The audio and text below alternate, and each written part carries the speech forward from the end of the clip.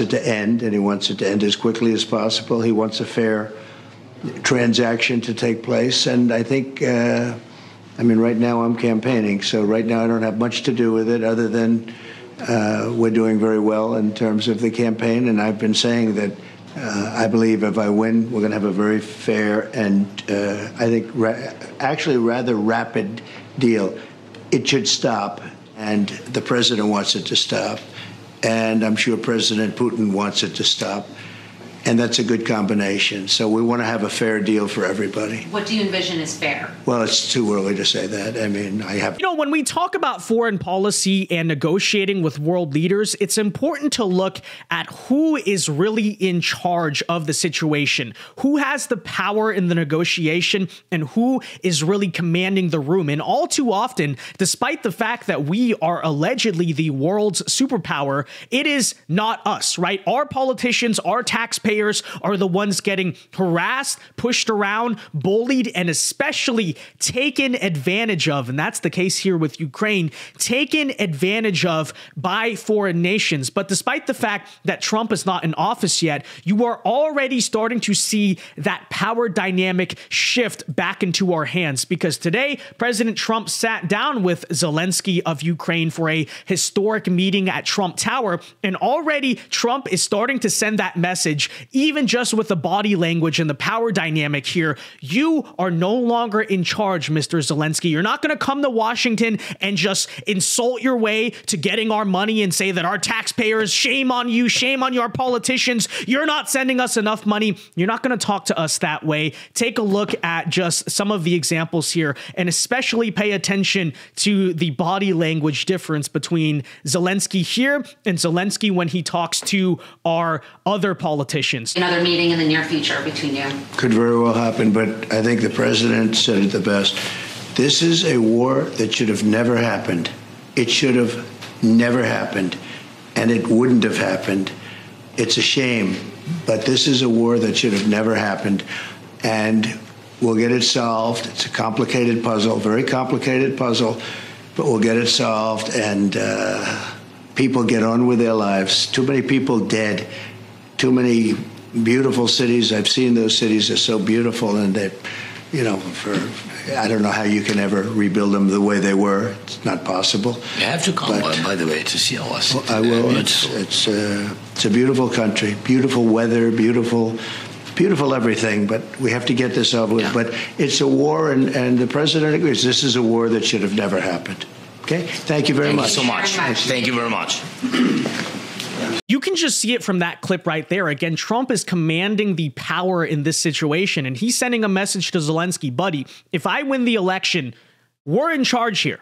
Okay, you're coming to us, asking us to do all these things. You're not going to come and push us around. You're not going to come to Washington and give this whole speech about, you broke Americans, give us more money, screw you, shame on you, America, for leaving Ukraine out to dry. No, no, no. You're not going to talk to us that way, first of all. And we'll talk about the policy difference in a second, but I just want to give another quick example of the difference in power dynamic, once again, between Trump and Zelensky and our politicians and Zelensky. And by the way, if you enjoy the content, be sure to hit that like button, subscribe to the channel if you are new. But here's another example. Very honorably, I don't even know if you know this, but when they did the impeachment hoax, it was a hoax, just a Democrat hoax, which we won.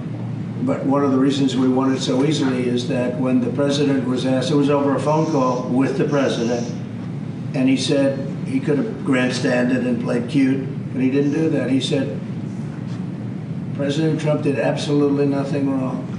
He said it loud and clear, and the impeachment hoax died right there. He could have said, well, I don't know, I don't know. And I never even told you this, to be honest, but he was like a piece of steel. He said President Trump did nothing wrong. We had a very nice call. He congratulated me on his victory. He just won. And I remember that. He could have played cute, and he didn't play cute. And so I appreciated that. So we have a very good relationship. And I also have a very good relationship, as you know, with President Putin. You see the way Zelensky looks in all of these clips. He's a little bit timid. He's uneasy. Why is that the case? Because he knows that Trump is the alpha in the room. And contrast that, we'll do an example here of Zelensky's meeting yesterday with Kamala Harris. And notice the difference in just pure demeanor and expression. And then in a second, we'll talk about the real policy difference when it comes to Ukraine of Trump versus Kamala. But first, take a look. President Zelensky. Here, we're gonna Thank you, Can you comment on Eric Adams, Vice President? So you see Zelensky with Kamala, smiling, happy, being treated like a celebrity. Oh, he's on Vogue magazine. Look how great he is.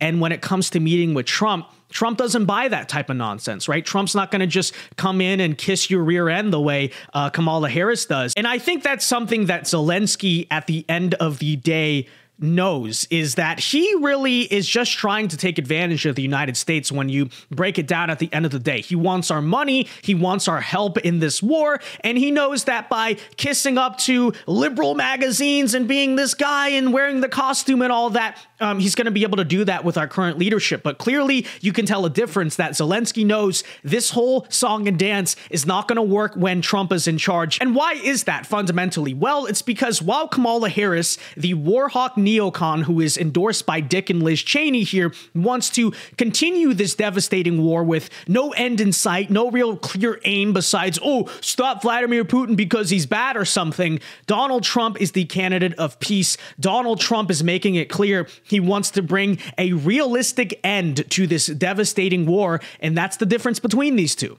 So we have a very good relationship, and I also have a very good relationship, as you know, with President Putin. And I think if we win, I think we're going to get it resolved very quickly. I really think we're going to get it resolved. I hope we have more good relations. We're going to have, oh, I see. Yeah, but you know, it takes two to tango. You see again exactly what I'm talking about in that clip. Zelensky says, you know, trying to kiss up. He says, I hope we have more good relations. Trump's like, I see, but it takes two to tango. Okay, what is that code word for? Again, you're not going to just take advantage of the United States and our taxpayers. Again, Trump wants to bring an end to this war. And it's very interesting. It's almost as if a lot of world leaders do believe that Trump's going to win the election, because even Zelensky now is starting to change his rhetoric on this situation. For a long time, he's been saying, we're going to fight to the last man, woman, and child because that's what D.C., Washington wants us to do. Who cares if all the Ukrainian people are wiped out by this conflict for no purpose whatsoever? Like, you know, the territory, you're not going to retake Crimea or do whatever they're claiming here. But now take a listen to what he said during this exclusive ABC interview with Robin Roberts on his latest visit to the United States. I'll read the quote right here. He is now saying it is not about negotiation with Russia, but it's about a bridge to a diplomatic way out to stop the war. Oh, that's very interesting, right? Because I've been told for the longest time that, Vince, you just don't get it. You want to surrender all of Ukraine to Russia. You want to let Putin win. And I always said, that's not what it's about. It's about being realistic with the situation, right? You are saying we need to keep funding Ukraine and keeping them in fighting the war. But with what end, right? Just to fight an endless war of attrition, and in the end, you know, the lines are not going to change. You're probably going to freeze the current lines of control, and that's about it. And in the end, thousands upon thousands of Russians and Ukrainians died for basically nothing. I don't see the purpose in that, right? We have been saying for the past several years here, what are you fighting for at this point, okay? In a big way, Ukraine won because they did not take Kyiv. They did not, you know, take over the country. But do you really think Russia's going to walk away from this war with absolutely no territory? No, you can't let that happen. Okay, but how exactly are you going to stop it? It doesn't make sense. And that's been my point this entire time. Okay, we're throwing away all this American taxpayer money. And what exactly is it for? To stand up to Russia. How exactly, though? Because realistically, you know, Ukraine is lucky that they didn't get totally taken over. But do you think they're just going to retake all the territory? You think they're just going to retake Crimea somehow, which is what I've heard a lot of the neocons demand? It's total nonsense, right? But of course, don't listen to me. You know, oh, you guys don't get it. You guys just don't understand. Okay, well now, I don't know if it's because of Trump and, you know, the possibility that he might win or something. But now, again, what is Zelensky saying? It's not about negotiation, but hey, quietly, it's a bridge to a diplomatic way out. Oh, are you now admitting that the war will have to end with diplomacy in some way, the way a lot of wars like this end? That's very interesting. But again, to summarize here, Trump is the candidate of peace. He's talked about this for a long time. If you want to bring an end to this devastating and deadly conflict, both for Ukraine and Russia, just a lot of people dying for lines in the dirt that are not really moving, okay? Donald Trump is the candidate to do that.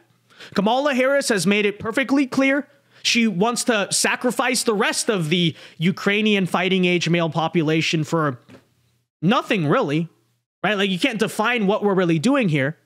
So if you want peace in this war and in many of the wars across the world, you can see there Donald Trump is the answer. And a big reason why is, again, the United States will be in control again. We're not going to be pushed around or just bullied or taken advantage of by these other countries for basically no reason. With that said, ladies and gentlemen, let me know your thoughts on this in the comment section down below. Be sure to leave a like on this video, subscribe if you are new, and until next time, God bless and peace.